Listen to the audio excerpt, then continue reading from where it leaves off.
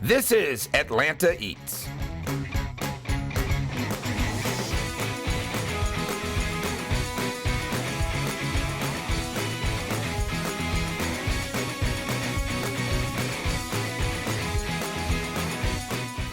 And we're with Pano. He's the legend of Atlanta restaurants. How many years you been serving up delicious food to folks in Atlanta? 32 years. 32 years. First spot, Pano and Paul's? Yes, sir. 1979. How did you know that this was going to be your business? How did you know this was you had a passion for it? I was the only one that went to school that knew what he was going to do. Everybody else couldn't figure it out. I was born in the business. I was raised with my father. You know. Your father was in the restaurant business? My father was in the restaurant business. So, ask me if I've been in the restaurant business all my life. have you been in it all your life? Not yet. So, 9 restaurants now in Atlanta? And 3 in South Florida.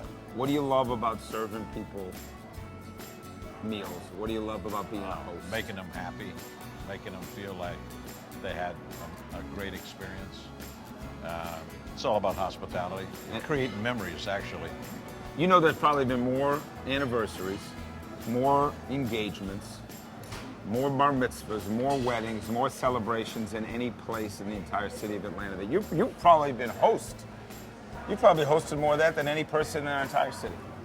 Well, we did our fair share. Yeah. We did our fair share. A lot of happy people.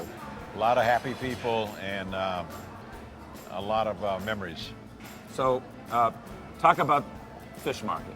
Where did fish market start? What was your passion behind it? The fish market started originally at Lenox Mall, and when the mall decided they were going to expand the food court, they bought out all the leases, and we were fortunate that this space was available. And of course, we pioneered the street. We were the only ones I thought owned the street. Before Buckhead was cooking.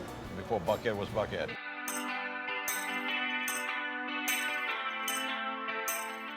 Who came up with the idea of the fish? And how do you design? Because that's a landmark, that fish, for the city. Yeah. Depends on who you talk to. But, you know, it started with a conversation, and it grew.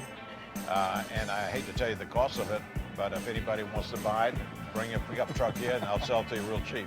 One thing everybody says about Atlanta, we're landlocked, there's no ocean around.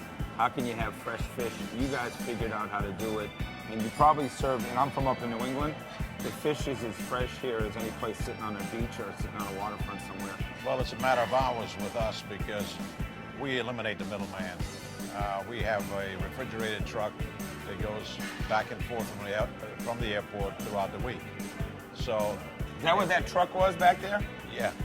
And then if an 18-wheeler comes here from the south with southern fish, stops here, then it goes to the other suppliers, wholesalers. We have a wholesale license. At one time we were selling fish on the streets until I realized that wasn't my business. And, like a lemonade stand, you're just on the side of the road there selling fish? Like mackerel for $4? Yeah, kind of like that. Yeah. But, so how much lobster do you sell out of the restaurant and out of the seafood market? Well, first off, we buy, on average, every year, approximately 100,000 pounds of live Maine lobster. Wow. We're the largest in the state of Georgia, and probably the largest in the southeastern United States, and over 70,000 pounds of tails. So talk to me about the Atlanta food scene, because let's be honest, before Atlanta was known as a food town, it was kind of like Pano has got all the places and everybody else is trying to figure things out. How has the food scene kind of evolved? I think the food scene has finally figured it out. I think there's a lot of great restaurants, a lot of young chefs that are very talented, that have opened up some great restaurants around Atlanta. Most of them have worked for you. Well, some of them have. A lot of them. Our buddy Kevin over at Rathman's, right? Kevin, Mr. Jerry Gillespie over at Scala. Right. So what do you teach them? You're like the sensei? You just send them out into the world? Nah, these fellas had talent when they joined me. Otherwise, they wouldn't have joined me. Not only do you run the best restaurants over the years, but you love to dine. So how much better is dining out in Atlanta than it was, say, 15, 20 years ago? The choices, as you know, are endless. And and there are great restaurants out there, you know, and I think you got taste, you can satisfy so many different tastes, and I think Atlanta should be proud for all of the restaurants that are here, that the choices are here. The city is totally different than it has been in previous years, as long as they don't forget about the Buckhead Life restaurants. I'll plug the others as long as I'm plugging Atlanta. Talk about, do you have your favorite places? You're gonna go out for a burger, you're gonna go out for a meat and three type place? You know, you're asking me to name my kids again. Right. And You got a lot of spots. a lot of spots, a lot of spots. Your family loves to dine out together? We do. We love to celebrate together, and we love to go together, go everywhere together, just about. But you know, they do take, not because I always take care of the bill and the tip, but we just enjoy it. All the grandkids get along great too.